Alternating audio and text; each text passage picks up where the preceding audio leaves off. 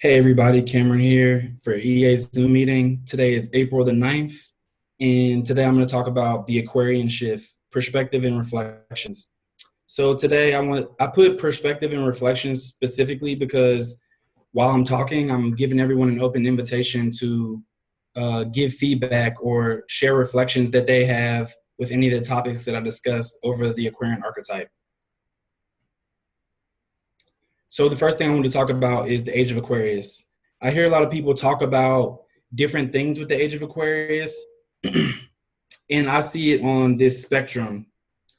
And on the spectrum, a lot of people have it polarized. So on one side, you have like you see this lady on the right, and she's just like in awe, and she's like, "Oh my gosh, I'm one with the cosmos," you know. And even just thinking about the song "Age of Aquarius," how everybody has this energy. Not everybody, a lot of people perceive it as like this awakening, and everything's going to be beautiful and grand, and it's like a utopia that a lot of people are projecting. And on the other side of that, you see this person, or this, not even a person, I guess it's like what some people are seeing as what will be the future for humanity. And it's like this dystopian idea that artificial intelligence is going to take over. So that's also an Aquarian thing. Someone having like utopia visions of like everything being perfect or how things can be great and amazing. And then on the other side, you have Aquarius energy that can be definitely like, oh, I see how this isn't working, or how I see how it potentially won't work. And for me, yeah. So, and a lot of people also talk about when is the age of Aquarius, like when is it like actually beginning? And I don't know if that many people really even know. So I just invite people to keep an open perspective on when the age of Aquarius is actually beginning. Like, has it already started? Are we transitioning into it? Or is it a while before it comes and we're just seeing the glimpses of the beginning of it? So first I want to talk about the energetic architecture of Aquarius. So with any zodiac sign, we have the polarity, we have the mode, we have the element, we have the planet, and then we have the symbol. So with Aquarius, we have yang, masculine, outward moving energy, right? Before Aquarius was Capricorn, and that was like a downward and moving energy. And that's how a circle is formed, right? Any energy that goes down, it has to come back up to keep the circle perfect in harmony and balance. So with the energy of Aquarius is yang, it's an outward moving energy. It's fixed. So fixed can be you can see fixed in multiple ways. It can be fixed as in stuck, kind of like stubborn kind of energy, or it could be fixed as far as like it's going in one direction in one path and it's fixed on that path. And it's like building momentum on the way as well. And then it's the air element. So the air element, I often think about thought when it comes to humans, but there's also so many different ways to think about air. It's like you could think about the air outside. You could think about certain shapes or different types of plants having this quality of air. So not always keeping it as just thoughts or in the mind, but just like the quality of air and understanding, there's different qualities to air. And the ruler of Aquarius, it depends on what type of system that you're using. So traditionally speaking, people use Saturn as the ruler. And then in modern rulerships and in evolutionary astrology, we use Uranus as the ruler. I've been integrating both, and I see how both they go together, right? Without Saturn, Uranus has nothing to break free from or to liberate from, right? So both of those are in harmony together from my perspective with this archetype. And you'll see more later what I mean by that. And the symbol of Aquarius is the water bearer. So when I think of water bearer, I think of, and okay, so that's also a tricky thing sometimes for people, especially when they're first beginning to learn. They think that Aquarius is a water sign because it's the water bearer. But I always invite people to see, I'm like, okay, well, what about the clouds? The clouds are in the air, but it's a lot of water going on up there. So I think of it more like that. And then there's a saying to Aquarius, and if anybody knows a bunch of Aquarians, yeah, the saying is "I know," right? It's like this. enlightened kind of, and not even saying enlightened like I'm almighty and I'm like one with Christ, but it could be enlightened as far as like, I know, like I have a flash of insight in this moment, what is occurring. So going to the traditional rulership of Saturn. So Saturn represents structure, boundaries, limits, and many other things. Then with Aquarius, Jeffrey Green talked about it, is all the conditioning patterns of society, family, expectations, all the people in our lives, and what you bring into this life. Looking at it from like a past life perspective. So we always have to be mindful if we're going to look at Aquarius and put Saturn in the conversation. It's about a boundary, right? So if it's about a boundary, there has to be an inside of the boundary and an outside of the boundary. I forget exactly who I heard say that. I think it was Austin Coppock. But yeah, it just makes a lot of sense. You know, the inside has to have an outside. And that's where the modern rulership of Uranus comes into play from my perspective. It's like breaking free from the social mold that is the inside, that is Saturn. So Uranus, it can correspond to elevation. So like I was saying, even like the clouds, they're up in the air. Elevation, being elevated also gives us a bird's eye view on things to give us a perspective, or allows us to be objective. Uranus also corresponds to the individual unconscious, awareness and understanding, technology, upgrades, breaking outdated things, sudden shifts in the process of acceleration. And then I also want to talk about the sun being in detriment, right? So this is a traditional astrology idea or thought pattern, but I find that it actually fits perfectly into my practice with evolutionary astrology. But the sun in detriment, essentially, from my perspective, it just means the sun's not at home, right? Leo is the ruler of the sun. So the fact that it's in the opposite sign means it's not home. So the energy is not going to function in the same type of way as it would if it was in Leo. And then also with Aquarius people, something about their vital force at times, it's not flowing, the vital force is not flowing properly always. So issues with circulation, right? So sun rules the heart and then the cardiovascular system. So that also could be a perspective that the sun is being in detriment because there's circulation issues. And then also feelings of not being seen, because, you know, a lot of people perceive Aquarius as like weird, the weird ones. So they feel not seen. And then a lot of times they fragment themselves or leave themselves in specific places that aren't in the present moment because they don't feel seen. They don't feel heard. They don't feel like they could bring their unique, authentic self to the full picture. And then also they focus on the collective. So with Leo, it's all about me and I'm shining my light. But in Aquarius, we're thinking about more people in the collective. So that's just some perspective to shift the way that people think about that concept a little bit. So Mars and Saturn and Aquarius, that's what's occurring right now.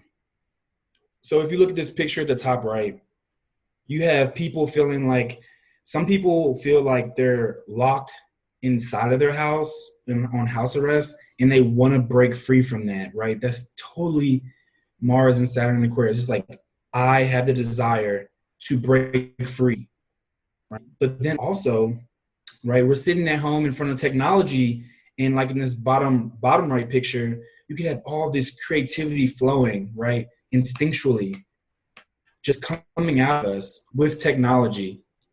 And then also just the idea of social distancing in and of itself. It's totally totally Mars and Saturn and Aquarius, or just totally Aquarian distancing, right? And then also government appointed distancing. So I'm just going to talk about some of the different ideas and perspectives that I have when I think of Aquarius. One of the first ones I think of is trauma and fragmentation. And this is a quote from Jeffrey Wolf Green that goes along with the Aquarius archetype.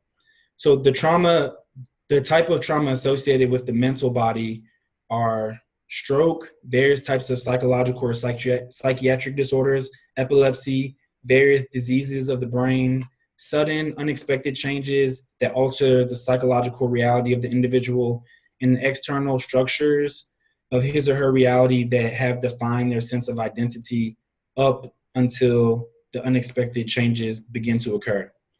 So that's a pretty broad definition. So there's so many different ways to look at trauma, and it could be the simplest things from when I was in second grade, this person said this thing to me about how I dribbled a basketball. And since then, I disliked all basketball players. I never picked up a basketball, things like that.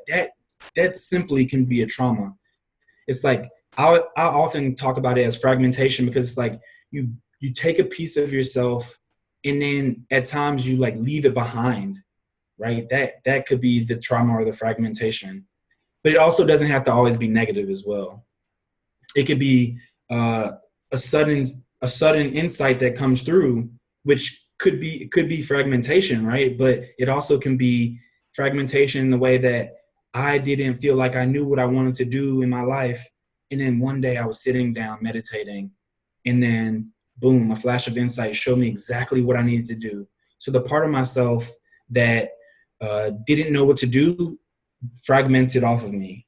So that's just a dual perspective there, just to know that it's not all sudden change that destroys things. Oh, also at the bottom, you see I have a picture of the Hiroshima bomb. And I'm going to talk a little bit about actually like bombs dropping and how it corresponds to Uranus in the nodes.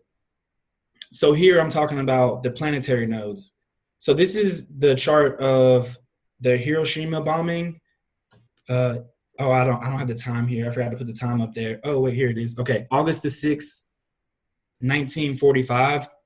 So when this happened, the north node of Uranus was at 16 degrees Gemini, directly conjunct Uranus, and also conjunct Mars, depending on, but sometimes when people use the planetary nodes, it depends what's the orb they want to use. That might be a little far, but I still find it prevalent just because of the other research I've done with the planetary nodes in Uranus. And then also it's wild that literally the bomb that was dropped that day, at its core, it was uranium in it. And then also here we have the Tulsa bombing back in 1921, and the planetary nodes of Uranus were at 13 degrees Sagittarius in Gemini, and it was squaring Jupiter, squaring Uranus, and then also Mars is there again. Mars is co-presence at the North Node. So I just thought those were interesting things for people to think about, and maybe potentially look into themselves as well, because I find the planetary nodes of Uranus they just get activated so easily, especially in a lot of African American history, which one day I'll bring out my research into that as well. So another energy that corresponds to Aquarius is detachment. In little parentheses, you can see here, I put specifically following grieving in Capricorn, because a lot of times when we think about Aquarius energy and detachment, people say in our society, like, it's all bad, but it's not necessarily all bad, because when we're grieving from things, with that process, sometimes we have to take a step away from it after it, right? So it's like, if I grieve something properly, then I could separate from it. Even like this quote says, true detachment isn't a separation from life, but the absolute freedom within your mind to explore living, which we cannot do if we do not go through the process of Capricorn and grieving before we go to the Aquarius energy. So here are some quotes that I found by David Green that I thought were really awesome as well. We must learn to empty ourselves of emotion in order to dispassionately and objectively understand the dynamics that need to be purged, right? So even right there, she's talking about emptying our emotions, which is like the perfect, for me, that's like the perfect vision of Aquarius being the water bearer. It's like, I have these emotions and that's fine, and connect with them, but I also must get rid of them if they're not in my best or my highest good. And then she also says, we are detaching from the immediacy of our own ego. So that could be a great way to detach. Whenever we say the word detach in our society, we always look at it as like, stepping away super far from other people a lot of times too. But what about when we're just like so absorbed in ourselves and in our story, and sometimes we just need to take a step away from it. And she even says here, the negative application of Aquarius is detachment from the emotional body and emotional interactions with others. So it's not even, when I think of detachment, it's not turning our back on things and walking away from it. Because if you sit and think about it, that's not even truly being detached. That's walking away from a situation that you don't want to handle. Or that is also what you could call disassociation. You're just disassociating from the situation, which can be detachment, but just open invitation for people to not always think of that word and perceive it from those lenses. So I like to upgrade it. And I personally, when I talk about Aquarius, I use the word non-attachment because it's, from my perspective, it's just like a higher form of like that version of detachment that I was trying to convey just a moment ago. So this quote here says, try not to confuse attachment with love. Attachment is about fear and dependency and has to do more with love of the self than love of another. So right there, you can see them like needing to take a step away from the immediacy of the ego, like I was saying in the last slide. Love without attachment is the purest love because it is about what others can give, because it isn't about what others can give you because you're empty. It's all about what you can give others because you're already full, which is a very Aquarian perspective. Maybe not always with people that feel the closest to them. They might not always feel that. But like I'm saying, when it comes to love, attachment isn't necessarily synonymous with it. So if I'm non-attached and I'm loving, I'm allowing my creativity to flow in a way that is going to help this person, that person. And sometimes that could make like a partner or someone close to you feel like you're not really there with them. And maybe it's true sometimes with the Aquarian energy. Also, sometimes maybe that person is needing that reflection from you to take a step away from their immediacy, from their ego as well. And right here, I see the girl on the right. She's like, this is like my favorite view of like how to like be a water bearer, right? It's like to carry it and wield it properly, not to allow the water to just consume you or to get dehydrated on the other side of that, right? Another perspective is liberation and freedom. And here's another quote by David Green. She says, the psychology of liberation requires that we develop the capacity to objectify reality in general in order to eliminate any behavioral dynamic that is restricting further growth. So you can see at the bottom, this guy has like he had this lock on his brain on the way he was thinking, the way he was processing things, and he needed to liberate from that. And then the guy at the top, he's just like pure freedom. He's broken the chains. It's whatever was hindering him, he's broken free from, and now he can further develop emotional maturity or deeper understanding and awareness. Another archetype that I think of when I think of Aquarius is androgyny, which defined by, when I found the definition, it was a combination of masculine and feminine characteristics into ambiguous form. So from my perspective, I was talking to a friend about this, and she was saying the way she looks at it is as if they're so in harmony and balance that they actually discontinue to exist. So it's like as if she was explaining it as if it was like she was breaking free from even saying masculine or feminine, and they just like became one, kind of like the way I perceive Uranus, how the left brain and right brain, sometimes when they click and become coherent, it like ceases to be a right brain and left brain. It's just like full activation of, what the possibilities are. And then also when I think about androgyny, I think about the internal perspective versus the external. So a lot of times, a lot of people are just like looking at it from like actually like how does a person look? But right now I'm just giving everybody an open invitation. Think about how people express themselves or how people maybe experience themselves. Do you think that more people feel androgynous than like actually are manifesting it in a physical form? Just something to think about. And then also think about principle versus social norm when it comes to androgyny. Because when we talk about masculine and feminine characteristics, there's so many different perspectives out there these days. But, just think about, are we looking at it from just like how society is defining it? Or are we looking at the principle of, like, let's say yin and yang? Like, what is the perfect balance of yin and yang? Because in the East, that tradition, from that perspective, on some level, androgyny would be not even just a good thing, but it would be ideal because it's the blending of the two energies to make something harmonious. So those are just some perspectives. And also with Aquarius, we think of artificial intelligence. And you see like this kind of creepy looking artificial intelligence with the matrices and stuff like that. And like I was saying in the beginning, like some people have this vision that artificial intelligence is going to take over. And then also have that like connected to the top right picture where it's like where humans and artificial intelligence are like beginning to have this merging kind of energy. And, there's a lot of ways we can look at that. From my perspective, I'm just observing it, says the Aquarian, right? But then also at the bottom, we have to be mindful that there are good sides to it, or there are more beneficial perspectives on it, where we can help crops grow in a greenhouse or in an in-house just with artificial intelligence. It would be ideal if it had no chemicals and like natural things on it, and it'd probably be better to be in the actual ground.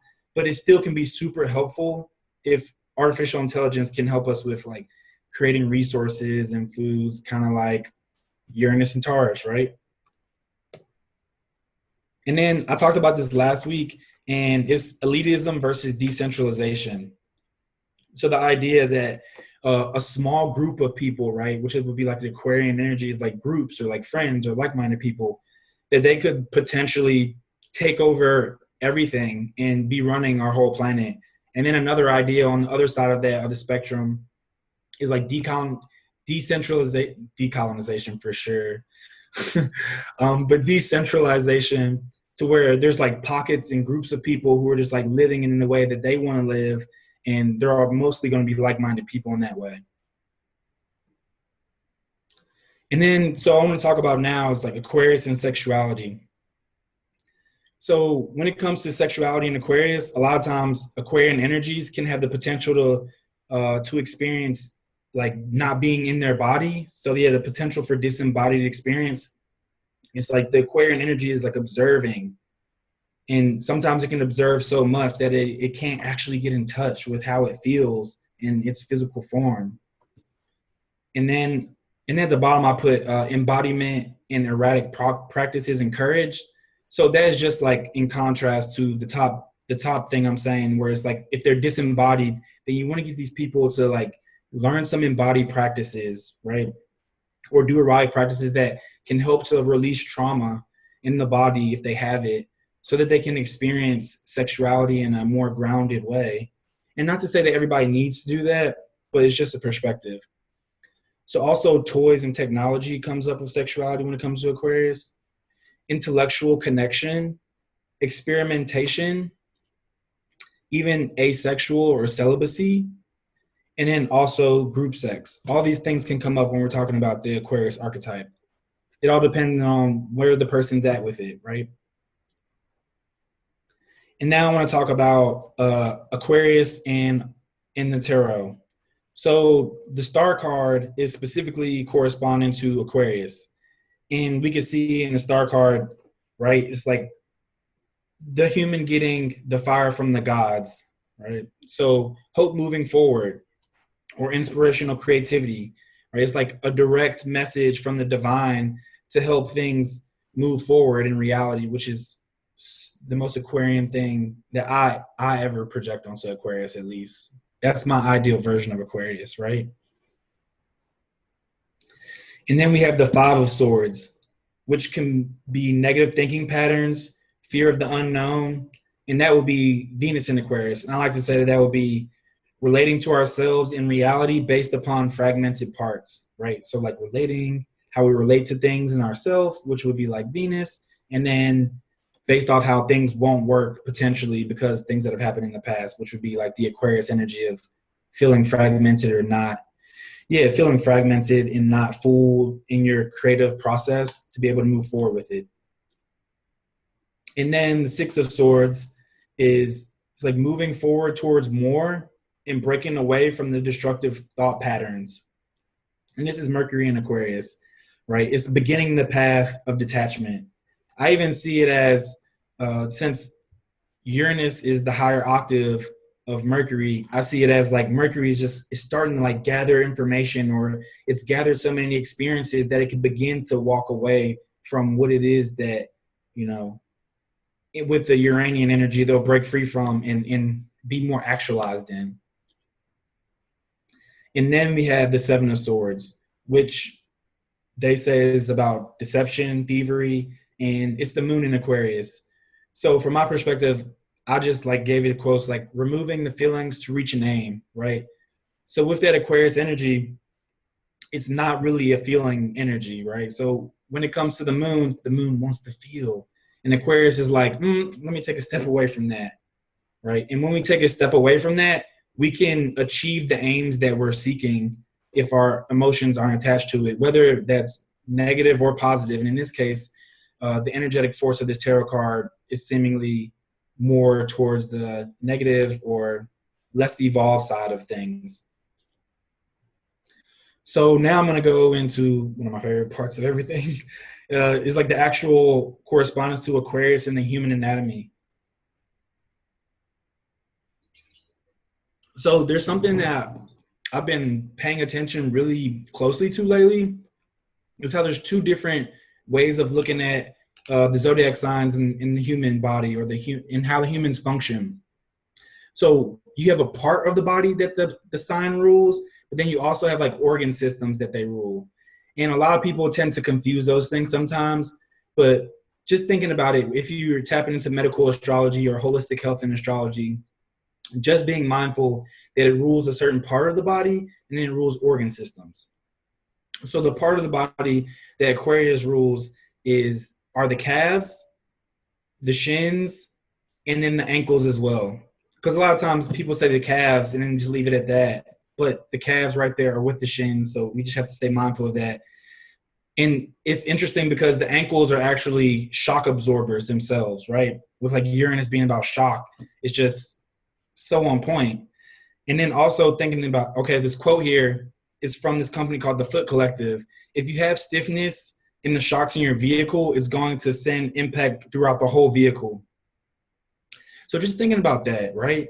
How often do people exercise their ankle? How often do people stretch their ankles? Because if there's tightness and there's lack of mobility in that space, it's actually going to affect the whole body. It's actually going to affect the whole body. So we have to stay mindful of stuff like that. And then here, another quote: until your hips and your foot do what they're supposed to, the tibialis, which is a muscle, is always going to be overwhelmed because it's doing the job it's supposed to. It's doing its job it's supposed to, plus the job of the hip and the foot. And I thought that was really interesting just because from the perspective of the foot being ruled by Pisces, which is a Jupiter-ruled sign, but also co-ruled by Neptune. And then the hips, I perceive them as being ruled by Sagittarius. So you see the two Jupiter energies, and then how they're being affected by this energy in Aquarius. I just thought that was really interesting.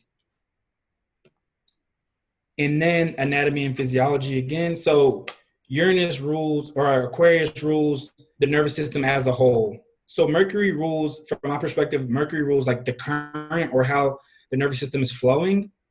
But it's just a co-ruler of the nervous system. But Uranus has a more long-standing perspective. Like from my perspective, it's a more long-standing rulership over the nervous system and the electrical system of the body, which isn't just contained within the human body from my perspective. And I'll talk about that a little later. And then also it rules dendrites.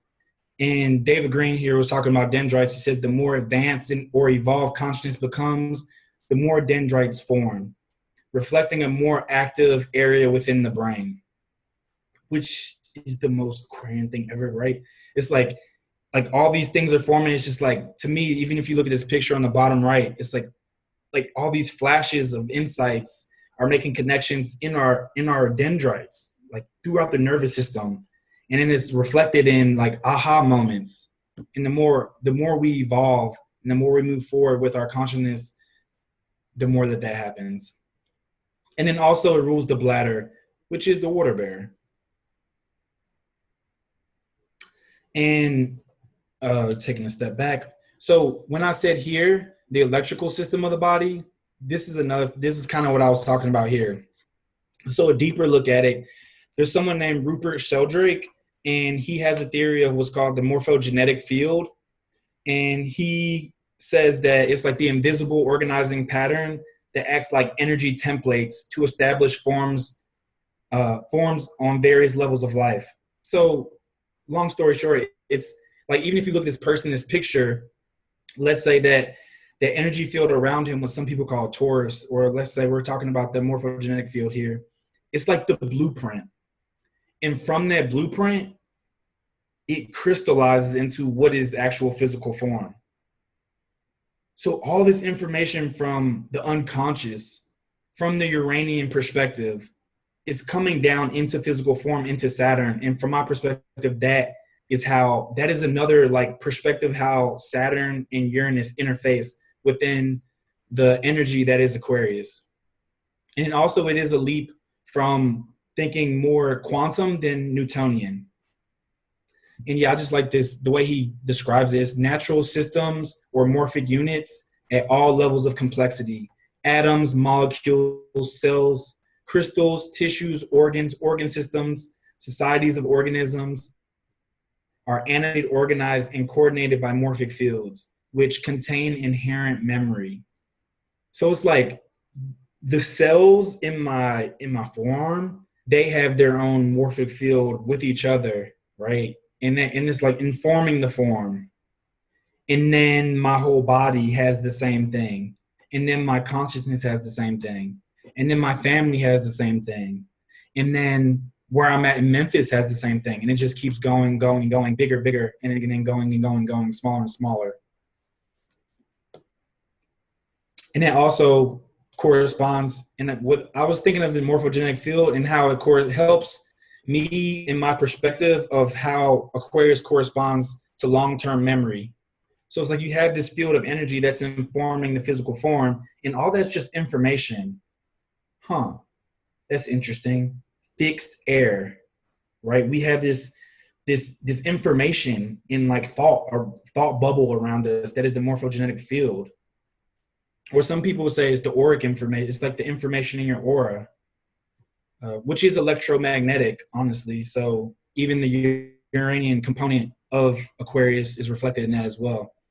And then it's the individuated unconscious, the morphogenetic field. And some people say what is called the individual akasha. And then here's a quote here. It says, part of the unconscious is where memories unique to us as individuals are stored. It holds the entire blueprint of the future. And I'm pretty sure that was a Jeffrey Wolf Green quote. So all these things, individuated unconscious, individual akasha, morphogenetic field, auric information, from my perspective in this current moment, all those things, they have this deep resonance and it's around us. So even when we think that we have to do things specifically just with our physical body, I'm kind of finding that is not true. We can literally talk to the information and the energetic force around us to inform our physical form. And then also when I think of Aquarius, I think of electromagnetic frequencies. And I talked about this a little bit last week as well. And I know a lot of people are talking about like 5G and stuff like that. So I just thought I'd talk about it a little bit again here. So 2 things for protection against electromagnetic fields. The first thing is shungite. And this type of shungite specifically that this person has in their hand, how it has this like metallic-y, glossy look to it, that's considered to be elite shungite. And there's other types of shungite as well, but they're more dull. And they're said to not have as many awesome properties, essentially.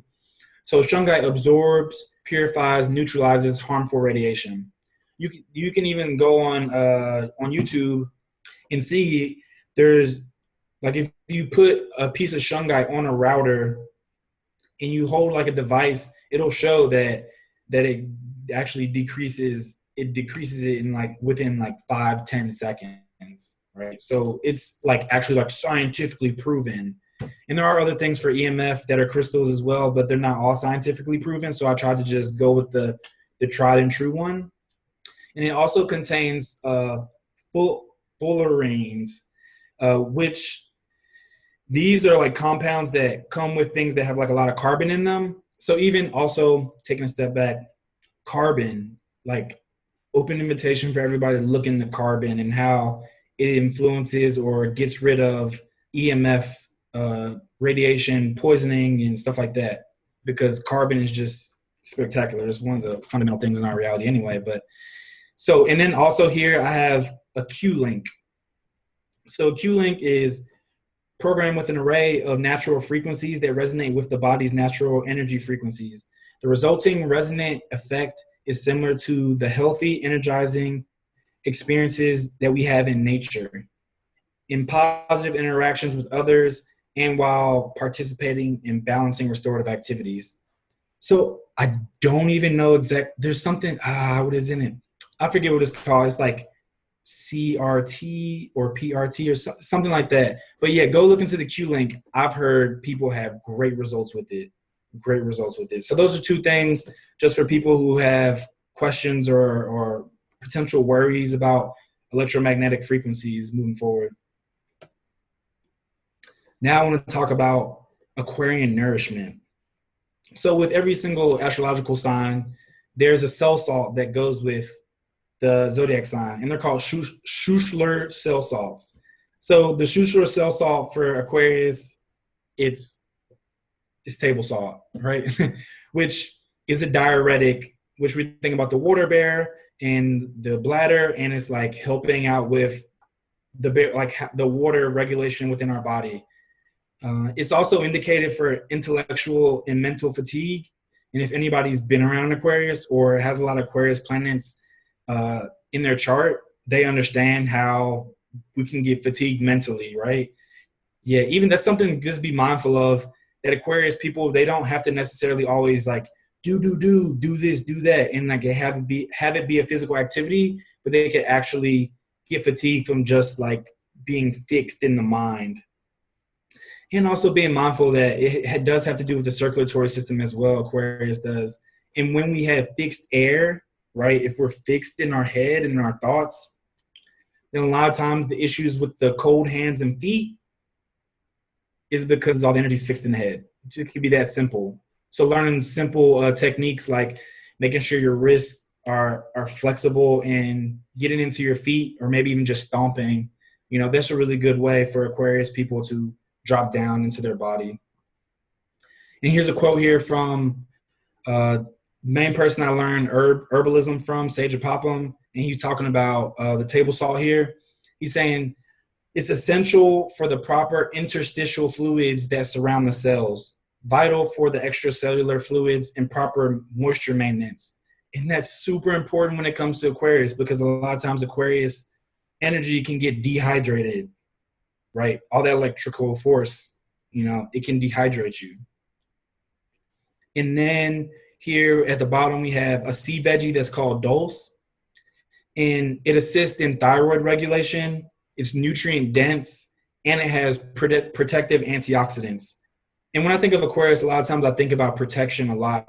And it is because thinking of that electromagnetic field that we have, but also even in a more, practical, grounded way, we could just say the nervous system overall, right? If our nervous system is strong, then we're going to feel safe and protected.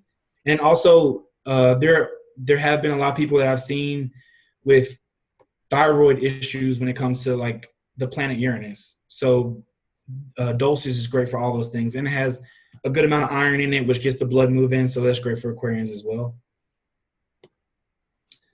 And then when I think about herbs in Aquarius, the plant I chose was gotu kola. In gotu kola, I always use it as a mind tonic.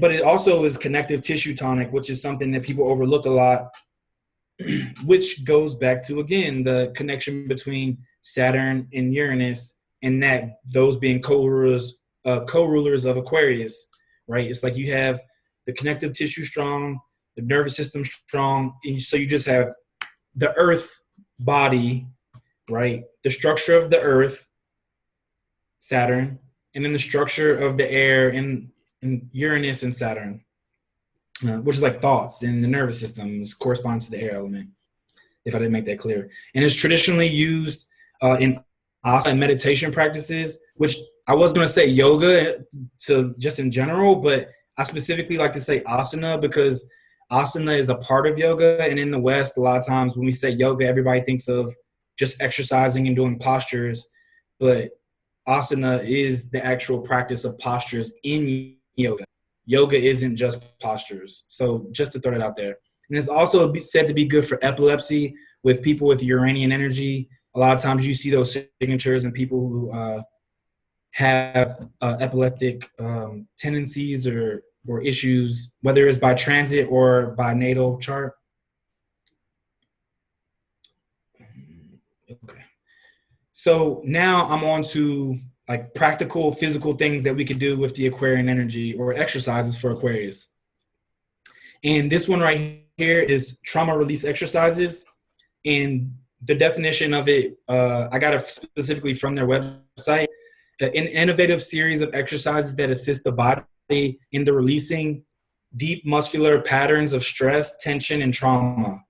The exercises safely activate a natural reflex mechanism or shaking or vibrating that releases muscular tension, calming down the nervous system. When this muscular shaking, vibrating mechanism is activated in a safe and controlled environment, the body is encouraged to return back to a state of balance. So when I was talking earlier about Aquarius and trauma, this is just goes into it perfectly right here. And then even you can see here, the majority of the things that they're talking about, they're releasing. When it looking at the picture over here, it's the calves, it's the ankles. It does have the feet, but then it's like also the knees, right? That's all a lot of Aquarius, Saturnine energies. So I just thought that was really interesting, and it's super effective. So if anybody hasn't tried this practice and they hold a lot of tension in their body, great practice, great practice. Can't suggest it enough. It gets you out of fight or flight really well. It's literally like as if you're just like shaking the trauma out, literally, you know?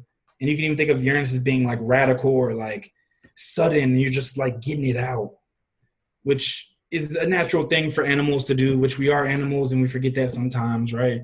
Like even when animals get scared, like if you see a dog or a cat get scared, literally within the next minute or so, not even minute, they almost literally always they shake in some type of way to release the trauma so it doesn't get stuck in our tissues. And then also the last healing modality that I have for Aquarius is cryotherapy, which Aquarius energy being ruled by Saturn. Saturn energy is cold, right? It's the coldest of all the planets. And so, yeah, it's extreme cold though. So in that way, it's like accelerating the process would be like an Aquarian thing, and it's technology, so it's more Aquarius. And inflammation is sent to the core to be diminished and buffered. That made me think a lot about Jeffrey Wolf Green's association with Saturn and Aquarius being like in the middle of the root chakra when I saw that. So that was just an interesting correspondence, I thought. And it only lasts 2 to 3 minutes, right? This is like the most Aquarian thing ever. Usually before we would get an ice bath and we would sit in there for like 15, 20 minutes, or we would go work out and it would take us days to heal. But through technology, we can go into this little chamber and just boom, lightning, like at a lightning speed, just have our inflammation and our restorative process be accelerated. And it also assists in the circulatory system through shocking the body, which shock in Aquarius and Uranus, and then circulatory system again with Uranus. So I just thought those were like beautiful, beautiful representations of that energy. So that's the end of my talk. So I'm just open invitation for everybody to give me their perspectives and reflectives, either in the comments below, if you're watching this on YouTube, or if you're looking at it live, if you have any questions, open invitation.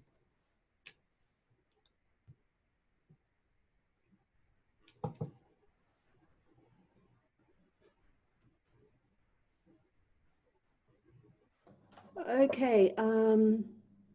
With those trauma exercises, I tried that once, and it took me a few weeks to recover from that exercise. Oh, yeah, they can be intense. It was very intense, and I think I overdid it. So maybe you could say something about that. Yeah, definitely. And yeah, when I invite people to do any work like that, yeah, that's a great point. Definitely, I would invite people to go see someone who's trained in it, because you are supposed to be certified if you're working with it. Yes. Did you go see someone? No, I just did it from a YouTube video and just copied it. And Oh, I didn't know people were like giving like free access to it in that way. yeah, and it was like, lifting the lower back up into a kind of curve kind of thing, and it lasted about half an hour, the whole series. Yeah. Exercise, but I really overdid that, and yeah, so yeah, you do need that guidance. Yeah, I definitely went to a practitioner. So yeah, definitely everybody go see a practitioner who's certified in it and tap in that way for sure. Because it was intense. It was intense. I did a series of them, but it was very effective, you know? Also, with Saturn being associated with fear at the moment, I think there's, people all over the world living in fear states at the moment. And any advice?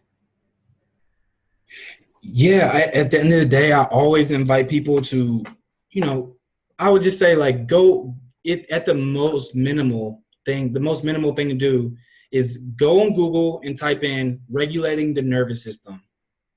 And just because also just the co-presence of Saturn and Mars in Aquarius right now, it can bring up a lot of stuff. I mean, there's a lot of stuff going on, period, right? But then it could just bring up a lot of stuff within ourselves. So just tuning into the nervous system is just so important right now. It's so important right now. Everybody that I'm working with, we're all working on our nervous systems. So even if it's just like finding a way to get the go-to cola tea, or getting chamomile or lavender, or doing breathing exercises, it's just so important and vital to work on the nervous system right now, because yeah, there's so much fear.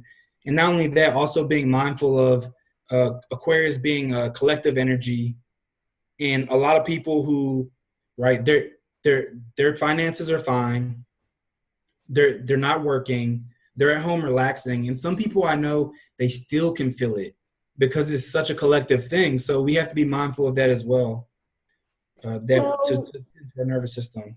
Yes, very good point. I found that what helped me was that I was taking in all the facts and data and everything over the last several months, and that was kind of a little bit terrifying, because it was kind of overwhelming. But then I found if I actually got into some conspiracy theories, which may or may not be true, it helped to deflate that feeling. It just gave a bit of hope. Any comment on that? What you're saying, when you looked into the conspiracy theories, it gave you hope? Yes, it was like, it's not that I wanted to blame somebody. That's not where I was coming from. It was just like, oh, this could be a bigger picture type of thing. And, like on that mental level, it helped to expand a bit. What do you think? Yeah, I think that's a great point. I think it's a great point. And I also know I have a lot of friends who are like in the yoga community or do Reiki and stuff like that. And I even know people who have felt like anxious the past few months before this happened, And now that everything is happening, they feel more calm. So it's just that sense of like, oh, like this makes sense, that this might be happening like this. It like brings some sense of relief, because if not, then you're just like feeling something and you haven't experienced, and there's like no mental understanding of it. So I definitely think from that perspective, it can calm us down, because we're like, oh, that makes sense. And then we feel more situated about it because there's an understanding there. And also, you know, with some, there's a thin line between what some people are actually calling conspiracy theories, and then there's some things that are just straight up facts that people just are overlooking or calling conspiracy theories. So we always have to be mindful of that as well too. Yes, of course, yes. Yeah, totally. I do have a question for you from our Facebook Live. This is from Marty Dixon. Do you perceive that we will be running more electromagnetic energy through our bodies in the days to come, and how to handle this electricity? I would say the answer is yes, just specific. I mean, even just from the perspective of like 5G, because that's more electromagnetic energy on our planet. So that's going to be going through our body. It's going to be interacting with our energy field. So that's a definitely. In how I work with it, definitely, like I was saying, I would focus just on the nervous system, you know, the nervous system. And anytime I even work with people on like spiritual pursuits, the first thing I do is get them to work on their nervous system, because I always liken it to, if I have like a outlet and I try to plug a million watts into it, but it only has the capacity for 1,000 watts, then it's going to like short circuit. It's going to like be too much. It's going to be overwhelming. So we have to strengthen that nervous system. And there are specific yoga practices that I do and I suggest for people. So yeah, I would invite people to look into Kundalini yoga too. As well with that, you probably want to get with a practitioner who knows what they're doing, because people do have certain reactions to it at times, or it could bring things up. So you just want to know your capacity before you enter and engage with anything that I'm inviting. And using discernment is always something to think about, you know? Great, thank you very much. And Annie Otek says, thank you very much. And so that actually brings us to the end of your meeting. Awesome. Appreciate you as always. Excellent. Thank you so much. So much great information. And we're looking forward to seeing you next time. Bye for now, Cameron. All right. Take care.